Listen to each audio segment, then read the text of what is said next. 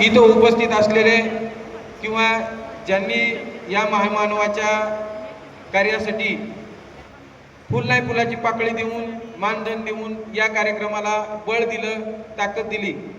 तुम्ही दिलेलं बळ आणि ताकद याच्याशिवाय मी हे कार्यक्रम किंवा हे जे काही उपक्रम राबवतोय मी करू शकत नाही. म्हणून प्रथम मी इथं जेवढे उपस्थित आहेत किंवा ज्यांनी ज्यांनी सहकार्य केलं त्यांचा मी आभारी आहे, ऋणी आहे. आणि ही संस्था यापुढे अशीच कार्यरत राहील. या ठिकाणी संस्थेच्या माध्यमातून वेगवेगळे उपक्रम आम्ही राबवतो.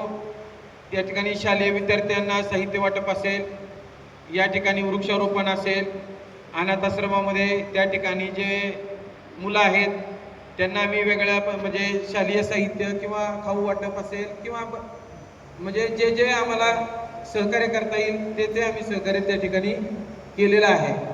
दुसरं महत्त्वाचं या ठिकाणी की आम्ही जे उपेक्षित घटक आहेत की ज्यांनी शिव फुले शाहू आंबेडकर चळवळीसाठी उभं आयुष्य काढलं, अशा म्हणजे उपेक्षित जे कवी आहेत, लेखक आहेत की ज्यांना जाणून बुजून वगळलं जातं, जाणून बुजून त्यांच्याकडे दुर्लक्ष केलं जातं. आम्ही असे म्हणजे हिरे शोधून, अशी माणसं शोधून आम्ही त्यांना छत्रपती शाहू महाराजांच्या त्या गुणगौरवाने किंवा पुरस्काराने सन्मानित करतो.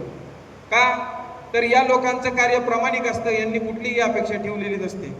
हे लोक या ठिकाणी कधीच म्हणत नाहीत की आम्हाला पुरस्कार द्या, कारण हे चळवळीशी सच्चे आणि प्रामाणिक असतात. बऱ्याचदा आम्ही बघतो की म्हणजे आपण या ठिकाणी या मंचावर तसं बोलू नये, पण मी थोडंसं बोलू इच्छितो की बरेच पुरस्कार हे विकले जातात आणि त्या पुरस्काराचं मोल राहत नाही. या ठिकाणी आज वाशिम जिल्ह्यातून विद्रोही कवी निखिल चक्रनारायण त्या ठिकाणी आलेले आहेत. आज एवढ्या दूर अंतरावरून हे कवी आलेले आहेत. अत्यंत विद्रोही कवी आहेत किंवा फुले शाहू आंबेडकर विचारधारेवर आपल्या कविता मांडून समाजाला जागृत करण्याचं काम त्यांनी केलेलं आहे. या ठिकाणी आजचे दुसरे सत्कारमूर्ती प्राध्यापक युवराज वजाळे सर आहेत, जे छत्रपती शाहू महाराजांचे राजश्री दूत म्हणून किंवा विचारांचे दूत म्हणून ते सतत कार्यरत असतात. वेळोवेळी जिथं वेळ मिळेल, जिथं त्यांना संधी मिळेल तिथे छत्रपती शाहू महाराजांचे आणि छत्रपती शिवरायांचे किंवा डॉक्टर बाबासाहेब आंबेडकर, महात्मा ज्योतिबा फुल्यांचे विचारधारा ते पेरत राहतात. आणि ही माणसं कुठे असतात, ही माणसं का दिसत नाही, या माणसांना आपण का ओळखत नाही? आपल्याला म्हणजे या ठिकाणी काय होतंय की प्रसिद्धीस पावलेला किंवा त्या ठिकाणी उदयास आलेल्या व्यक्तीलाच आपण मान सन्मान देतो, पण ज्यांनी या व्यवस्थेमध्ये तोंड राजश्री छत्रपती शाहू महाराज यांच्या 152व्या जयंतीच्या निमित्तानं आज या ठिकाणी युवा प्रवर्तक श्री शाहू बहुउद्देशीय संस्था यांच्या वतीनं व्याख्यानाचा या ठिकाणी कार्यक्रम आयोजित केलेला आहे, ज्यांचं व्याख्यान आपण या ठिकाणी आतुरतेनं ऐकण्यासाठी उपस्थित राहिलेलो आहोत. ते आमचे मार्गदर्शक, महाराष्ट्रातील नामवंत इतिहास अभ्यासक आणि शिवव्याख्याते डॉक्टर शिवश्री श्रीमंत कोकाटे सर, व्यासपीठावरती उपस्थित असणारे माजी नगराध्यक्ष सन्माननीय प्राध्यापक कृष्णाजी ताटे सर, पोपटराव पवार, ज्यांची तालुका काँग्रेस पक्षाच्या अध्यक्षपदी नुकतीच निवड झाली, ते आमचे सेवा संघाचे जुने कार्यकर्ते आणि तालुका अध्यक्ष म्हणून जे आता काँग्रेसचं काम करणार आहेत ते निवाजी शेळके, या ठिकाणी उपस्थित असणारे शहराचे राष्ट्रवादी काँग्रेस पक्षाचे अध्यक्ष ॲडव्होकेट इनायत अली काजी, सामाजिक कार्यकर्ते हमीदभाई आतार, भीमाई आश्रम शाळेचे सर्वे सर्वा आणि ज्यांनी या इंदापूर शहरामध्ये पुरोगामी विचारांना आणि पुरोगामी विचाराच्या कार्यकर्त्यांना कायम संरक्षण दिले, ते दिवंगत पॅन्थर रत्नाकर ताता मखरे यांचे चिरंजीव संतोषजी मखरे आणि त्यांचं सर्व कुटुंब या ठिकाणी उपस्थित आहे. आजही सामाजिक कार्यामध्ये तात्यांच्या पश्चात देखील हे कुटुंब हिरिरीनं उपस्थित राहतं आणि आपला सहभाग नोंदवतं. ही खूप या ठिकाणी शहरासाठी आनंददायी बाब आहे. या ठिकाणी व्यासपीठावरती उपस्थित असणारे जयंत नाईकपुडे, मराठा सेवा संघाचे तालुक्याचे अध्यक्ष उदयसिंह देशमुख आणि या ठिकाणी प्रमोद देशमुख आणि ज्यांनी या कार्यक्रमाचं आयोजन केलं ते आमचे मित्र पत्रकार शिवाजी शिंदे, त्यांचे सहकारी सुभाष शेवाळे, त्यांचे दुसरे सहकारी उत्तम गायकवाड, प्रवीण राऊत आणि अमोल खराडे. सर, ही गेली 12 वर्षे ही मंडळी इंदापूर शहरामध्ये शाहू महाराजांची जयंती त्यांच्या कृतीप्रमाणे या ठिकाणी साजरी करत आहेत. शिवाजी शिंदे तर अतिशय फाटका कार्यकर्ता आहे, म्हणजे त्याची आर्थिक परिस्थिती आणि कुवत जर पाहिली तर आपण विचारही करू शकत नाही, कल्पनाही करू शकत नाही की तशा परिस्थितीमध्ये त्याचं शाहू महाराजांवरती असणारं प्रेम हे इंदापूरकरांनी या ठिकाणी जवळून पाहिलेलं आहे. त्यांनी त्याच्या प्रास्ताविकामध्ये त्यांनी 12 वर्षामध्ये काय काय केलं ते सांगितलं, परंतु त्याचा प्रवास आम्ही अत्यंत जवळून गेली 12 वर्ष या ठिकाणी पाहतोय की शाहू महाराजांची पहिली मिरवणूक इंदापूर शहरामध्ये काढणारा हा कार्यकर्ता आहे. या सर्व कार्यकर्त्यांसाठी आपण एकदा जोरदार टाळ्या वाजवायच्यात की शाहू महाराजांचा विचार आणि वसा पुढे जाणून घेण्याचं काम शिवाजी आपण करतात. शेवटी तुमचं नाव शिवाजी आणि शाहू. ज्याने आपल्या देशातील गुलामगिरी नष्ट करण्यासाठी शिक्षणाची संधी उपलब्ध करून दिली ते भारतीय शिक्षणाचे आद्यजनक महात्मा फुले सावित्रीबाई फुले. ज्याने आपल्या देशामध्ये आरक्षणाचा पाया घातला ते राजर्षी छत्रपती शाहू महाराज, ज्यांच्या संविधानामुळे आज आपल्याला बोलण्याचं, लिहिण्याचं, प्रबोधन करण्याचं, धर्मचिकित्सा करण्याचं, संघटित होण्याचं, मतदान करण्याचं, नेता निवडण्याचं स्वातंत्र्य मिळालं. ते घटनेचे निर्माते भारतरत्न डॉक्टर बाबासाहेब आंबेडकर. गुणवत्ता कोणाची मक्तेदारी नाही, तर खरी गुणवत्ता ही कष्टकरी, कामकरी, शेतकरी, मजूर, वाडी वस्तीवरती देखील आहे हे जगाला दाखवून देणारे साहित्य सम्राट अण्णाभाऊ साठे. आपल्या देशाच्या स्वातंत्र्यासाठी ज्यांनी सर्वस्व पणाला लावलं ते भगतसिंग, नेताजी सुभाषचंद्र बोस, क्रांतिसिंह नाना पाटील. न्याय, स्वातंत्र्य, समता, बंधुभाव, धर्मनिरपेक्षता आणि महिलांचा सन्मान यासाठी आपलं सगळं आयुष्य समर्पित करणाऱ्या सगळ्या महामानवांना प्रथमतः विनम्र अभिवादन.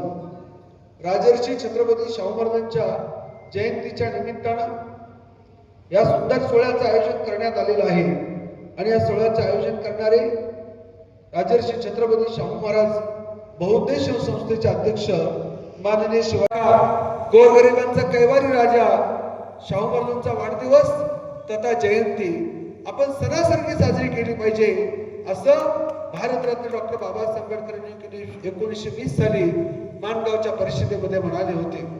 माणगावची परिषद म्हणजे बाबासाहेब आंबेडकरांच्या जीवनातील, सार्वजनिक जीवनातील पहिला कार्यक्रम आणि त्या कार्यक्रमासाठी शाहू महाराज आवर्जून उपस्थित होते आणि बाबासाहेब आंबेडकरांच्या पाठीशी ते कायमपणे उभे राहिले होते. शाहू महाराज राजा होते. छत्रपती शिवाजीराजांची गादी, कोल्हापूरची गादी आणि सातारची गादी संभाजीपुत्र शाहू महाराज पहिले. छत्रपती शाहू महाराज ज्यांनी 42 वर्ष राज्यकारभार केला, 18 वर्ष मोगलांच्या कैदेत होते, वयाच्या 24व्या वर्षी त्यांची सुटका झाली. त्यांच्याच काळात शिंदे, होळकर, गायकवाड, बायगुडे, दाभाडे अशा अनेक मातबर सामान्य कुटुंबातील जी मुलं तरुण होती त्यांना संधी दिली आणि अटकेबार झेंडे आणि त्यानंतर बडोदा, इंदोर, ग्वालियर, दक्षिण भारत, नागपूर, ढाका इथपर्यंत परिसर जिंकला. ते म्हणजे पहिले शाहू महाराज संभाजीपुत्र. शाहू महाराजांनी 2 गादीचा वाद मिटवावा यासाठी मोठ्या मनानं पुढाकार घेऊन 13 एप्रिल 1731 रोजी वारणेचा तह केला आणि त्या वारणेच्या तहानुसार कोल्हापूरची गादी आणि सातारची गादी अशा 2 गाद्या झाल्या आणि या गेली 350 ते 400 वर्षामध्ये या घराण्यातील ज्यांचा नामोल्लेख करावा, ज्यांनी राजसत्तेचा उपयोग लोककल्याणासाठी केला. राजा राज्याचा धनी किंवा मालक नसतो, तर तो जनमानसाचा, सर्वसामान्यांचा सेवक आणि प्रतिनिधी असतो. हे जे राजकीय तत्वज्ञान आहे या विचारानं शाहू महाराजांनी काम केलं. ते कोल्हापूर गादीचे अधिपती होते. अशा छत्रपती घराण्याचं खूप मोठं योगदान आपल्या देशासाठी आहे. मालोजीराजे भोसले, छत्रपती शिवाजीराजांचे आजोबा, ज्याने आपल्या या परिसरामध्ये, राज्यामध्ये न्याय मिळावा, प्रजेचं रक्षण व्हावं यासाठी सर्वस्व पणाला लावलं. त्या काळामध्ये आदिलशाही विरुद्ध, मोगला विरुद्ध, निजामशाहीच्या विरुद्ध संघर्ष केला आणि संघर्ष करता करता जे आपल्या इंदापूरच्या भूमीमध्ये धारातीर्थी पडले ते म्हणजे मालोजीराजे भोसले. या मालोजीराजेंच्या कार्यकर्तृत्वानं, त्यागानं, बलिदानाने, समर्पणानं पावन झालेली आपली इंदापूर नगरी आहे. शहाजीराजे, जिकडे शहाजीराजे त्यांचा विजय, हा तो काळ होता. 1000 वर्षाचा इतिहास पहा तुम्ही देशाचा. भारतीय मानसिकता एक पराभूत मानसिकता होती. अल्लाउद्दीन खिलजी, गजनीचा मोहम्मद, बाबर, इब्राहिम लोधी अशा अनेक राज्यकर्ते आले आणि आपल्या देशाची मानसिकता अशी झालेली होती की आपला जन्म फक्त सेवेसाठी आहे. परंतु आपण लढू शकतो, आपण जिंकू शकतो आणि आपण उत्तम प्रकारे राज्यकारभार करू शकतो, ही प्रेरणा भारतीयांच्या मनामध्ये निर्माण करणारा पहिला राजा म्हणजे छत्रपती शिवाजी महाराज. आणि शिवाजीराजेंनी ही गुलामगिरी नष्ट केली, जनमानसाचं राज्य निर्माण केलं. शत्रूच्या स्त्रियांचा देखील आदर केला पाहिजे. शेतकऱ्यांच्या भाजीच्या देठाला हात लावू नका, त्यांच्या गवताच्या काडीचिरीतील अभिलाषा बाळगू नका. असं न्यायावरती, समतेवरती आधारलेलं राज्य, नीती मूल्यावरती आधारलेलं राज्य छत्रपती शिवाजीराजे निर्माण केलं. आणि शिवाजीराजेंचा आदर्श समोर ठेवून, शिवाजीराजेंचा विचार समोर ठेवून ज्या राजाने आपला राज्यकारभार केला ते राजे म्हणजे छत्रपती शाहू महाराज. शाहू महाराजांचा कालखंड म्हणजे 19व्या शतकाचा उत्तरार्ध आणि 20व्या शतकाचा पूर्वार्ध. आयुष्य फार लाभलं नाही शाहू महाराजांना, फक्त 48 वर्षाचं आयुष्य.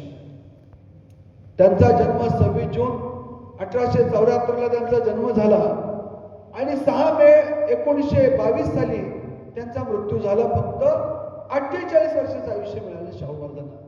पण 48 वर्षाच्या आयुष्यामध्ये त्यांनी जे क्रांतिकारक जागतिक स्तरावरचं काम केलं, त्या कामाला आधुनिक भारताच्या इतिहासामध्ये तोड नाही.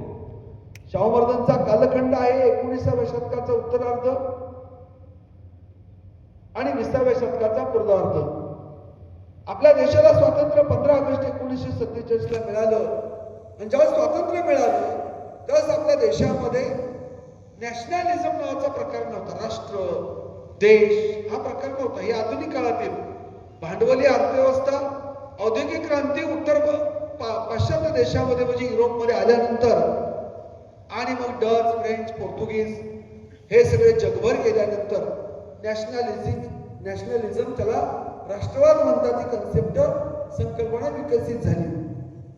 पण ज्या वेळेस शाहू महाराज आपल्या देशामध्ये होते त्यावेळेस आपल्या देशामध्ये सुमारे 550 संस्थानं होती. बरोबर ना सर?